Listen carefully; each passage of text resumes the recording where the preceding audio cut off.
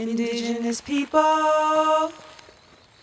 I mean, we had, like you said, these marshlands that, had these natural ecological systems, that fed different environments that we lived in.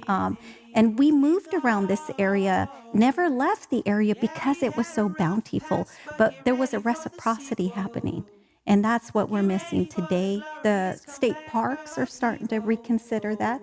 How do we need to bring the indigenous communities back to the table so they can teach us how to manage the lands around us. I actually went to a meeting of Californian scientists trying to figure out how to reduce fire exposure and risk. And there was one scientist in the room that had laid out, with the help of the indigenous community, centers for controlled burns. We would eliminate 100% of fire risk in California forests and wildlife areas.